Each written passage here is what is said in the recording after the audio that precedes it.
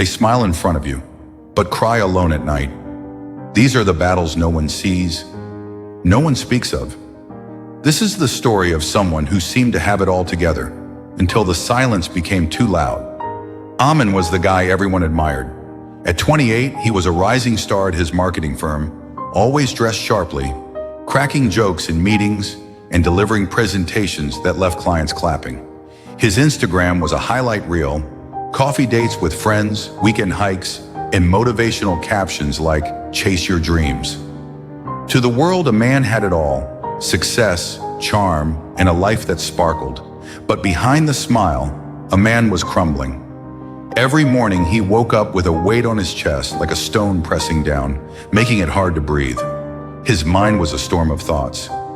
You're not good enough. They'll find out you're a fraud. Why are you even trying? These weren't loud thoughts. They were whispers, constant and cruel, like a radio he couldn't turn off. He called it the noise, and it followed him everywhere. At work, a man was the life of the office. He'd laugh with colleagues, help with their projects, and stay late to perfect his own. But the moment he stepped into his small apartment, the mask fell. The silence of his home was deafening.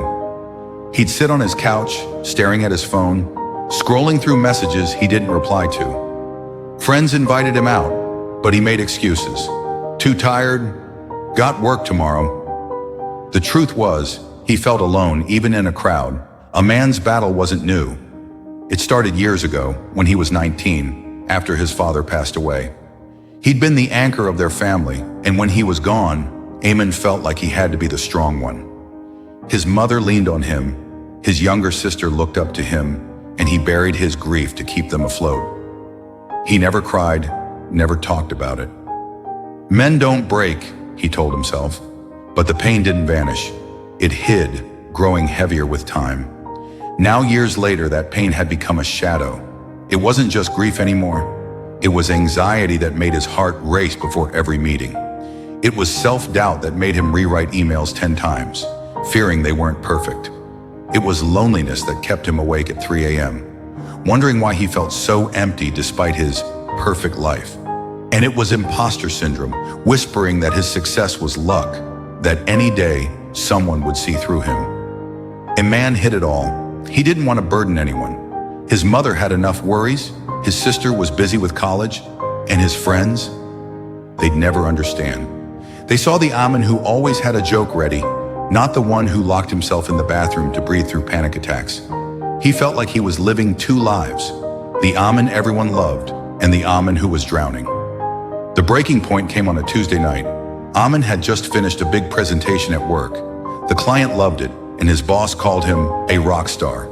Everyone clapped. But as Amin drove home, the noise in his head grew louder.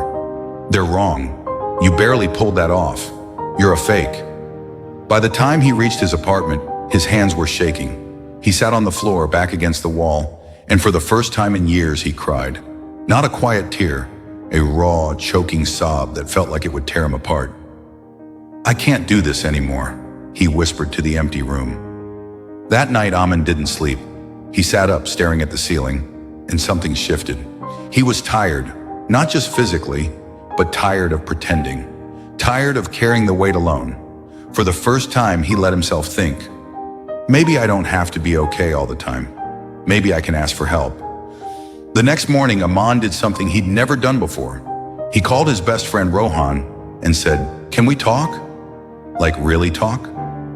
Rohan, surprised but concerned, met him at a quiet cafe. Amin hesitated at first, his throat tight. Then slowly, he let it out. "I'm not okay," he said. "I haven't been for a long time." He talked about the noise, the loneliness, the fear of failing. He talked about his father, the grief he'd buried, and how he felt like he was failing everyone. Rohan didn't interrupt. He just listened, his eyes soft with understanding. When Amin finished, Rohan said, "I had no idea, man. I wish you'd told me sooner. You don't have to go through this alone." Those words hit a man like a lifeline. For the first time, he felt seen. Not the polished man, but the real one. Scars and all. That conversation was the turning point.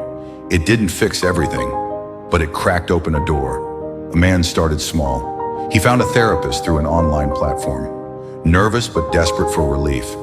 In those sessions, he learned to name his battles: anxiety, depression, unresolved grief. Naming them didn't make them disappear, but it made them less powerful. They weren't just the noise anymore. They were real and he could face them. Iman also started journaling. At first it felt awkward, scribbling his thoughts in a notebook, but it became a safe place to unload the weight. He wrote about his fears, his doubts, even his small wins. Like the day he presented at work without his heart racing. He began meditating just 5 minutes a day, teaching himself to breathe through the noise. He wasn't perfect at it, but it helped. Slowly, a man rebuilt himself. He set boundaries at work, saying no to extra projects when he was overwhelmed. He reconnected with friends, not just for drinks or laughs, but for real conversations. He even opened up to his mother, sharing memories of his father that they'd both avoided for years. It hurt, but it also healed. The comeback wasn't loud or dramatic. Emin didn't suddenly become a superhero. He still had bad days, moments when the noise crept back. But now he had tools, a therapist, a journal, people he trusted. He learned to be kind to himself, to accept that it was okay to struggle. Most importantly, he learned he wasn't alone.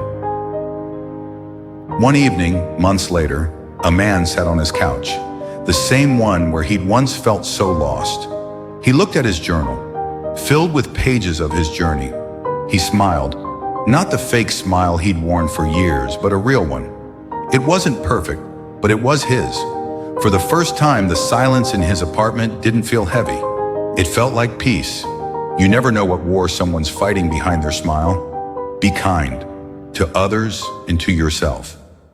Never ignore your own silent cries. They're not a sign of weakness. They're a call to fight for yourself, one small step at a time.